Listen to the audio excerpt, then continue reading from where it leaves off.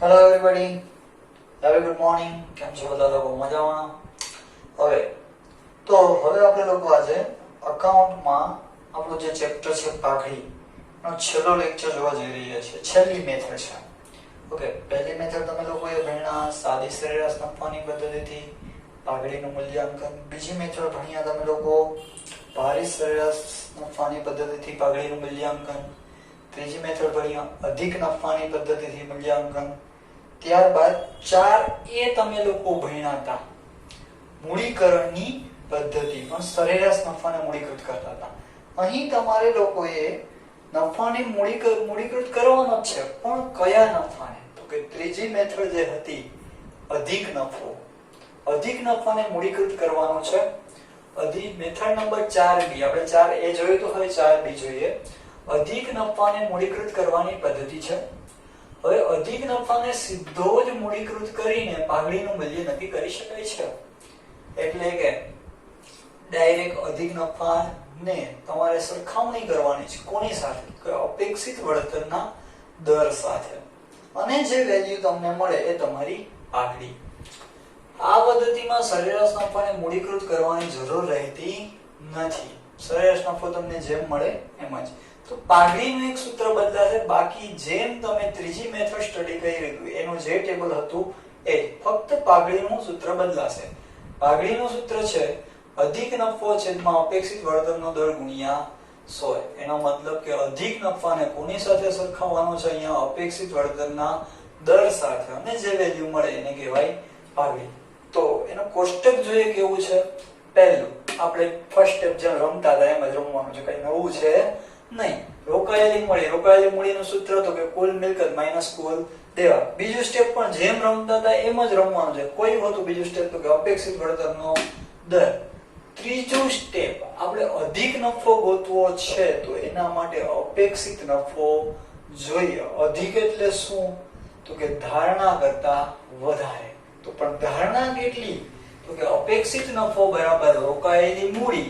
આપણે ધંધામાં કેટલા રૂપિયા રોકીએ એના મુજબ આપણને અપેક્ષા હોય. જેટલે જાજા વધારે રોક્યા એટલી જાજી અપેક્ષા. રોકાયેલી મૂડી ગુણ્યા અપેક્ષિત વળતરનો દર. ત્યારબાદ તમે લોકો 4 નંબરમાં 4 સ્ટેપમાં રમશો સરેરાશ નફો. પાંચમો સ્ટેપ આવે છે અધિક નફો ગોતવાનો છે. અધિક નફો એટલે વધારાનો. તો કે સરેરાશ નફો માઈનસ અપેક્ષિત નફો. હવે ભાઈ અધિક નફો મળી ગયો તો એની સરખામણી કોની સાથે? તો કે અપેક્ષિત વળતરના દર સાથે ગુણ્યા 100 એટલે તમને મળશે પાઘડી. સાવ ઈઝી મેથડ છે, કાંઈ જ નથી. ત્રીજી મેથડનું ટેબલ આવડે તો અહીંયા સુધી તો સેમ છે, અધિક નફા સુધી. ઓકે, સીધું પાઘડીનું સૂત્ર અધિક નફો છેદમાં અપેક્ષિત વળતરનો દર ગુણ્યા 100. ઓકે, હવે હોમવર્કમાં આ ટેબલ પણ તમારે 20 વખત લખવાનું છે. ઓકે, 20 વખત આખું ટેબલ આ કઈ લખવાની જરૂરિયાત નથી. તો હવે આ મેથડમાં દાખલા તરફ આગળ વધીએ તો તમને એક સરસ મજાની રકમ આપીએ અને દાખલો ગણીએ આપણે લોકો. તો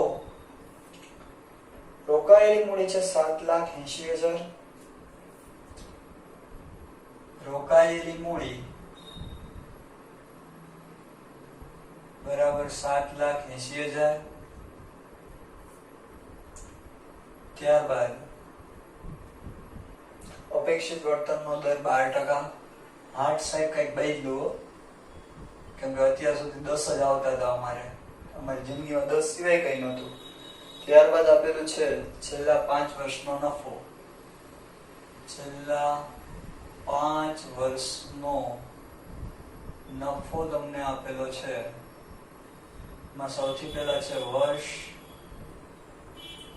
13, 14, 15, 16, 17, 2013, 14, 15, 16, 17, 2000. કોઈ 14, 15, 16, 17 ના લખી નાખતા. ત્યારબાદ નફો આપેલો છે તમને લોકોને 2, 270, 240, 2,70,000, 2,40,000, 2,50,000 અને 2,30,000. ઓકે, અને તમને કીધેલું છે કે અધિક નફાને મૂડીકૃત કરવાની પદ્ધતિ અનુસાર અધિક નફાને મૂડીકૃત કરવાની પદ્ધતિ મુજબ પાઘડીની ગણતરી કરો.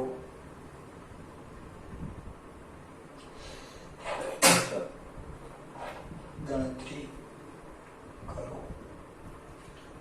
ચલો, એ આ રકમ છે, સિમ્પલ ગણતરી કરવાની છે, રોકાયેલી મૂડી. હવે આમ જોઈએ તો આપણે આ ટેબલમાં જ ગણતરી કરીએ તો રોકાયેલી મૂડી કુલ મિલકત માઈનસ કુલ દેવા. તો મિલકત પણ નથી ને દેવા પણ નથી, ફક્ત તમારે રોકાયેલી મૂડી ડાયરેક્ટ લખવાની રહેશે. તો રોકાયેલી મૂડી તમારી કેટલી છે? તો કે 7,80,000. 7,80,000. ઓકે, ત્યારબાદ અપેક્ષિત વળતરનો દર કેટલો છે? તો કે 12%. આ જરા ઉપર લઈ લઈએ, સારું લાગે. નંબર 2, અપેક્ષિત વળતરનો દર કેટલો? તો કે 12%. ત્યારબાદ તમારે ત્રીજું સ્ટેપ શું ગોતવાનું આવે છે? તો કે અપેક્ષિત નફો. ભાઈ અપેક્ષિત નફો એટલે શું? તો કે જે મૂડી તમે રોકી છે એના ઉપર તમને આશાઓ, અપેક્ષાઓ કેટલી? તો કે અપેક્ષિત નફો બરાબર રોકાયેલી મૂડી ગુણ્યા અપેક્ષિત વળતરનો દર. રોકાયેલી મૂડી તમારી કેટલી છે? તો કે 7,80,000 ગુણ્યા દર કેટલો? તો કે 12%. તો તમારો અપેક્ષિત નફો કેટલો? તો કે 93,600. કેટલો આવે છે? 93,600. 12 પણ કાઢવાના છે ને. અપેક્ષિત નફો કેટલો? તો કે 93,600. ઓકે, ત્યારબાદ છે સરેરાશ નફો. ચલો હવે થોડુંક ચેકાચેકી કરીએ કે સમાસ નહીં ને.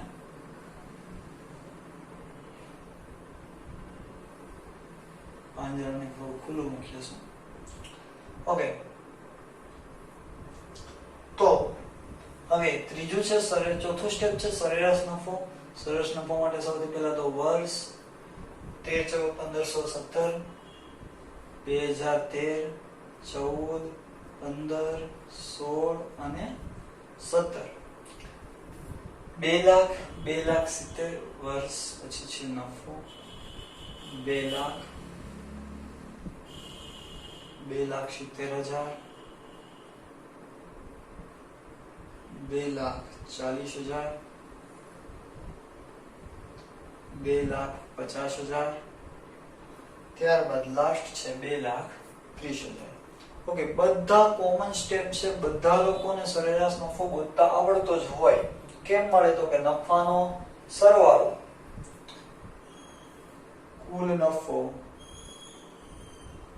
કુલ નફો આવે છે તમારે ટોટલ 11,90,000. 11,90,000. ઓકે, ટેબલને થોડું સામે કરીએ આપણે લોકો.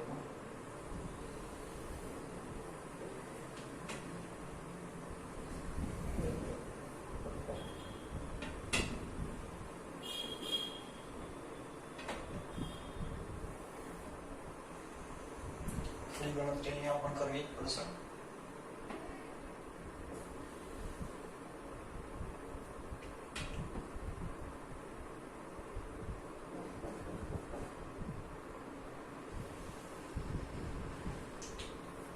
ચાલો, તો સરેરાશ નફાનું સૂત્ર. સરેરાશ નફો નું સૂત્ર શું છે? તો કે કુલ નફો છેદમાં કુલ વર્ષો. તો કુલ નફો તમારી પાસે કેટલો આવ્યો? તો કે 11,90,000. કુલ વર્ષો કેટલા? 1, 2, 3, 4, 5. 11,90,000 ભાગ્યા 5 કરો તો તમારી પાસે જવાબ આવે 2,38,000. 2,38,000. તો ભાઈ સરેરાશ નફો કેટલો તમારો હતો? 2,38,000. ત્યારબાદ સરેરાશ નફા પછીનો સ્ટેપ છે તમારું સ્ટેપ નંબર 5. કયું? શું ગોતવાનું હોય? અધિક નફો. અધિક નફાનું સૂત્ર છે સરેરાશ નફો માઇનસ કયો નફો?